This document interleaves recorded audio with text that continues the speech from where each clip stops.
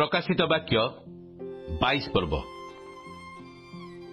पर से मते जीवनदायक जलर गोटे नदी देखाइले, ता स्पष्टिक सदृश्य उज्जवल।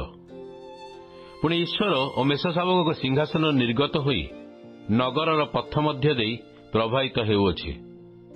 सेई नदीर उभय पार्श्वरे 12 थर फलदायक जीवन वृक्ष अछि। सेथिरे प्रति मासरे फल फळे।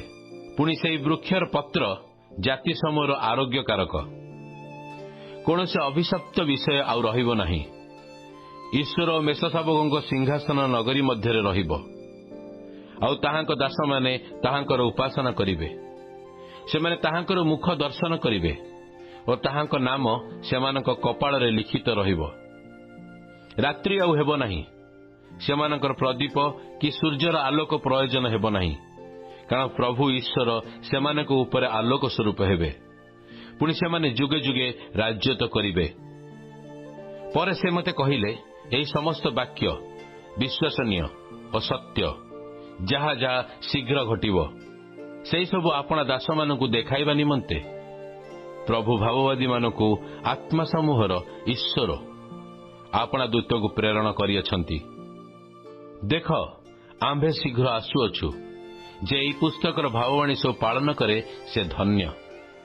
मु जोहनो स्वयं एही समस्त श्रवण और दर्शन कली। श्रवण और दर्शन करिबा परे जो दूत मते एही समस्त दर्शन कराइले, मु ताहांक पाद तले प्रणाम करिबा निमंते उबुड़ हेली।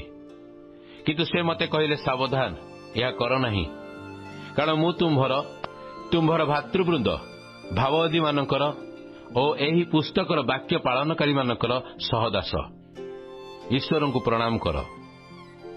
आउ से मते कहिले, तुमे एही पुस्तकर भाववाणी सबु मुद्रांकित कर नाही, कारण समय सन्निकट।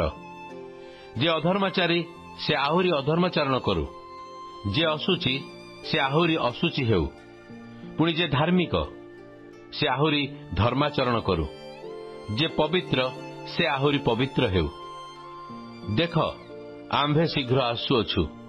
प्रत्येक लोक को ताहार कर्मानुसारे फल देवाकू आंभर पुरस्कार आंभ संगरे अछि।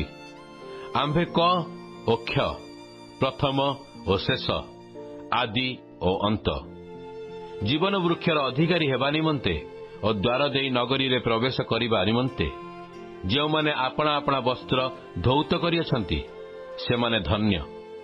कुकुरा माने मायाबी, बेभिचार, नरघातक, प्रतिमा पूजक, पुणी मिथ्या प्रिय और मिथ्याचारी माने बाहरे रहिबे। आंभे जीशु मंडली मानक निमंते तुम्भ मानक निकटरे एही समस्त साक्ष्य देवा पई आंभर दूत को प्रेरण करियछु। आंबे दाऊदक मूल और वंशज से उज्जवल प्रभाती तारा। आत्मा और कन्या कहती आस, पुणी जे शुणे से कहू आस। जे तुषार्त से आसु, जे इच्छा करे से बिना मूल्य रे जीवनदायक जल पान करू। जो माने एही पुस्तकर भाववाणी सब श्रवण करती सेमानंकर प्रत्येक जनकू मु साक्ष्य देई कहुअछि, केही जदि एही सब संगरे किछि जोग करे तेबे एही पुस्तकरे लिखित क्लेश गुड़िक ईश्वर ता प्रति घटाइबे। पुणी केही जदि एही भाववाणी पुस्तकर कौनसी वाक्य लोप करे तेबे ईश्वर एही पुस्तकरे लिखित जीवन वृक्ष और पवित्र नगरी रे ताहार अंश लोप करिवे। जे एही समस्त विषय रे साक्ष्य देउअछि से कहंती, सत्य, आंबे शीघ्र आसुअछु। आमेन। हे प्रभु जीशु, आसंतु। प्रभु जीशुंक अनुग्रह समस्तंक सहवर्ती हेउ।